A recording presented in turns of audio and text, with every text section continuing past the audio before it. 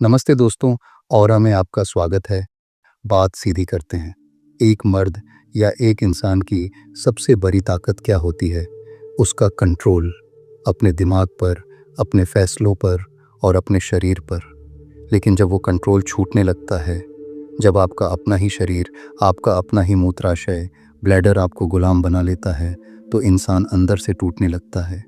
आप एक ज़रूरी काम में हैं और अचानक आपके शरीर में एक घंटी बजती है, अभी जाना है। आप रुक नहीं सकते, आप इंतज़ार नहीं कर सकते। और रातें रातें तो और भी डरावनी हैं। हर 2 घंटे में नींद टूटती है। आप वॉशरूम जाते हैं, ज़ोर लगाते हैं, लेकिन जिस प्रेशर के साथ आप उठे थे, वो प्रेशर बाहर नहीं निकलता। सिर्फ बूंद बूंद और एक अजीब सा अधूरापन। डॉक्टर्स इसे प्रोस्टेटाइटिस, एनलार्ज्ड प्रोस्टेट या ओवर एक्टिव ब्लैडर कह देंगे। वो कहेंगे यह उम्र का तकाजा है। लेकिन मैं आज आपको एक अलग नज़रिया देने आया हूँ। यह सिर्फ एक शारीरिक बीमारी नहीं है, ये एक सिग्नल है कि आपकी जड़ें, आपका फाउंडेशन हिल चुका है। प्राचीन तंत्र और मॉडर्न न्यूरोसाइंस दोनों एक ही बात पर सहमत हैं। The bladder is the mirror of the brain. आपका ब्लैडर आपके दिमाग का आईना है। जब आप एंजाइटी में होते हैं तो आप अनजाने में अपने पेल्विक फ्लोर को सिकोड़ लेते हैं। आज हम 10 अलग अलग कसरतों की बात नहीं करेंगे। जब इंसान दर्द में होता है तो उसके पास सर्कस करने का टाइम नहीं होता। आज मैं आपको ऋषियों का वो एक महा उपाय बताऊंगा जो सीधा आपकी बीमारी की जड़ यानी मूलाधार चक्र और प्रोस्टेट ग्लैंड पर वार करता है। लेकिन इलाज से पहले हमें दुश्मन को समझना होगा। आखिर ये प्रोस्टेट, जिसे तंत्र में पौरुष ग्रंथि कहा जाता है, ये बागी क्यों हो जाती है? इसके फूलने और कंट्रोल खोने के पीछे 3 बड़े कारण हैं। पहला कारण, द फ्रोज़न फियर, जमा हुआ डर। मॉडर्न साइंस कहता है कि जब आप स्ट्रेस में होते हैं तो शरीर कॉर्टिसोल रिलीज़ करता है और आपकी मांसपेशियां टाइट हो जाती हैं। तंत्र कहता है कि आपका मूलाधार चक्र डर से ब्लॉक होता है। ज़रा अपनी ज़िंदगी देखिए। क्या आप सुरक्षित महसूस करते हैं या दिमाग में हमेशा एक दौर है, नौकरी, पैसा, भविष्य? ये जो मेंटल स्ट्रेस है, ये हवा में गायब नहीं होता। ये भारी होकर नीचे गिरता है और आपके पेल्विक फ्लोर में जाकर जम जाता है। आपकी मांसपेशियां पत्थर जैसी सख्त हो जाती हैं और प्रोस्टेट ग्रंथि को दबोच लेती हैं। ब्लड सर्कुलेशन रुक जाता है और अपनी जान बचाने के लिए यह ग्रंथि सूजने लगती है। यह बीमारी नहीं, यह आपके शरीर का डिफेंस मैकेनिज्म है। दूसरा कारण, स्टैग्नेंट एनर्जी, रुकी हुई ऊर्जा। ऊर्जा का नियम है, यूज़ इट और लूज़ इट।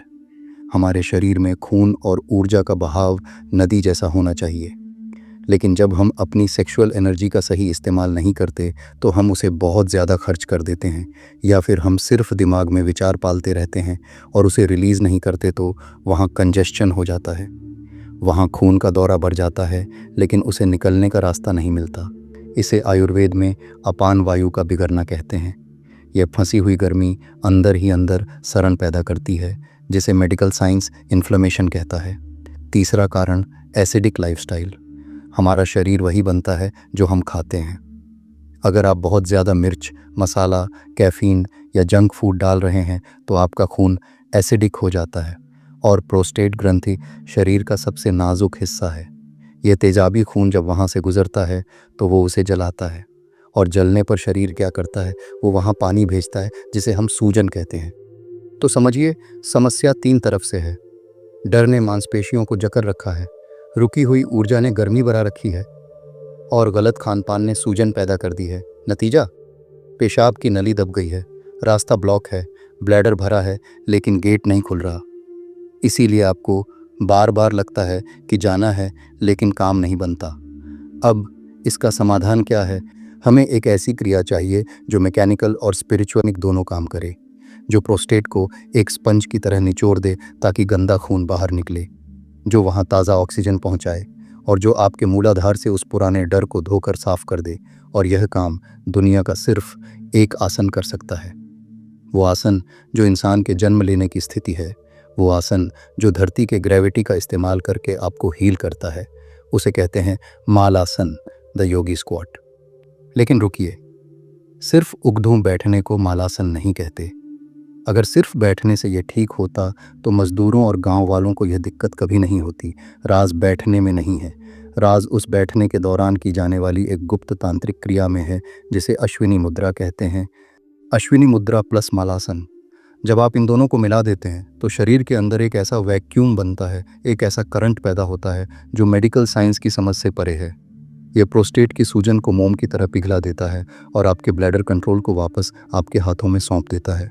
मैं आपको स्टेप बाय स्टेप सिखाऊंगा कि इस शक्तिशाली क्रिया को सही तरीके से कैसे करना है। मैं आपको यह भी बताऊंगा कि अगर आपके घुटनों में दर्द है तो इसे कैसे करना है, और साथ ही वो डाइट रूल जो 40 दिनों में आपकी पूरी बॉडी को डिटॉक्स कर देगा। क्या आप तैयार हैं अपनी खोई हुई ताकत और कंट्रोल को वापस पाने के लिए? तो चलिए अब हम थ्योरी से निकलकर एक्शन में आते हैं। अब हम उस विधि की ओर बढ़ते हैं जो आपकी समस्या का अंत करेगी।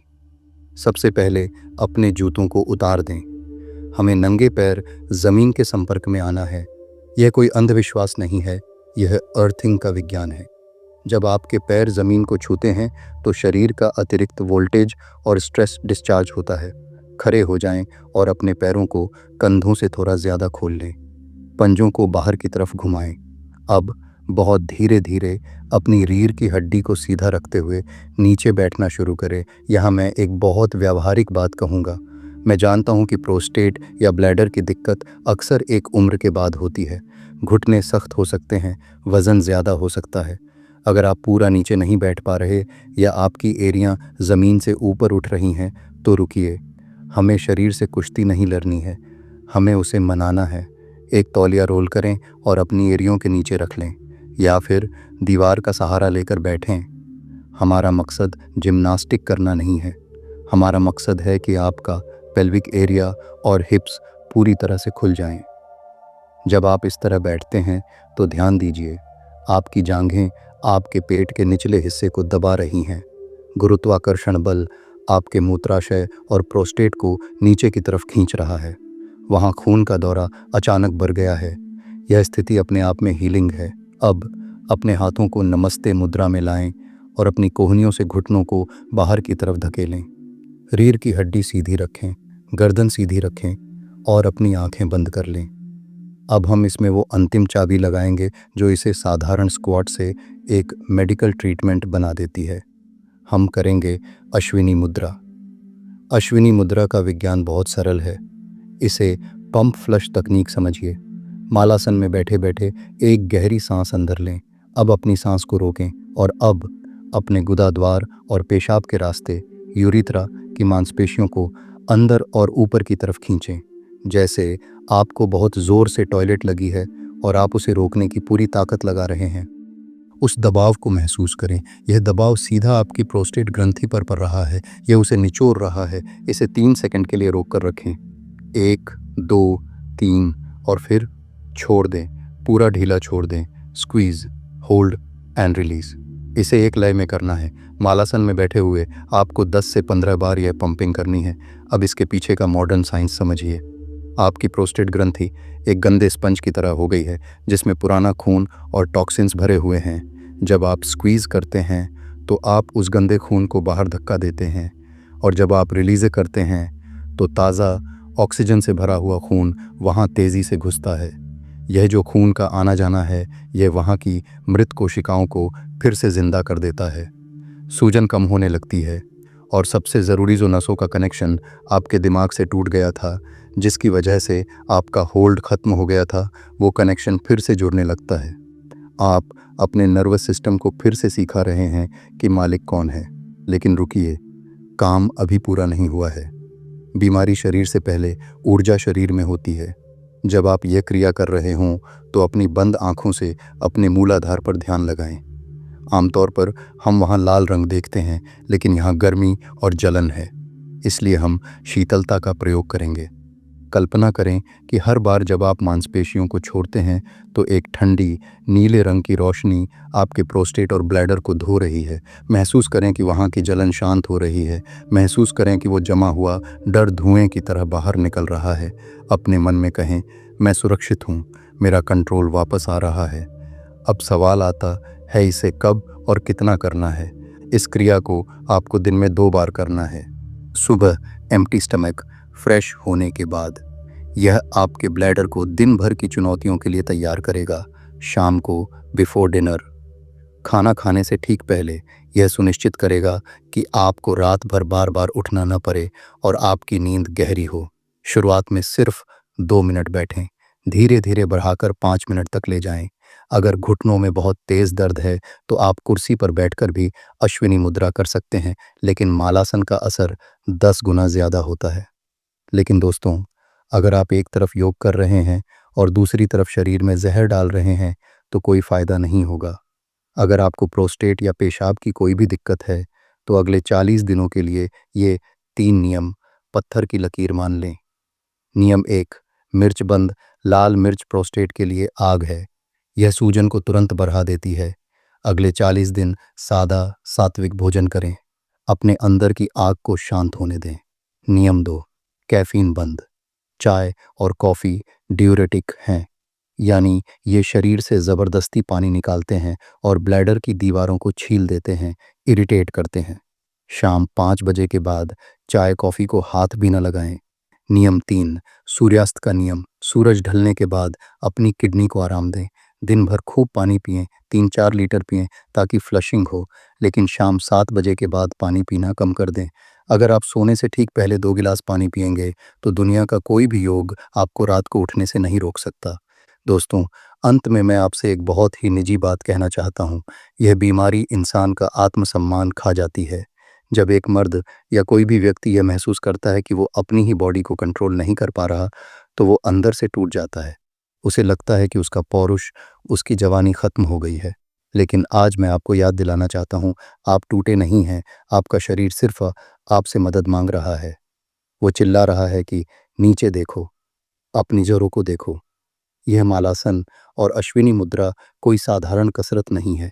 ये अपने शरीर से माफ़ी मांगने का और उसे फिर से अपनाने का एक तरीका है। ये अपनी जड़ों को फिर से सींचने का विज्ञान है। जैसे ही आप अपने मूलाधार को हील करेंगे, आप देखेंगे कि सिर्फ पेशाब की समस्या ही नहीं, बल्कि आपके जीवन का वो अनजाना डर, वो एंजाइटी भी गायब हो गई है। आप फिर से वो आत्मविश्वास महसूस करेंगे जो शायद 20 साल पहले करते थे। यह आसान नहीं होगा। शुरुआत में पैर दुखेंगे, मन भागेगा, लेकिन याद रखिए, दर्द इस बात का सबूत है कि जमे हुए ताले खुल रहे हैं।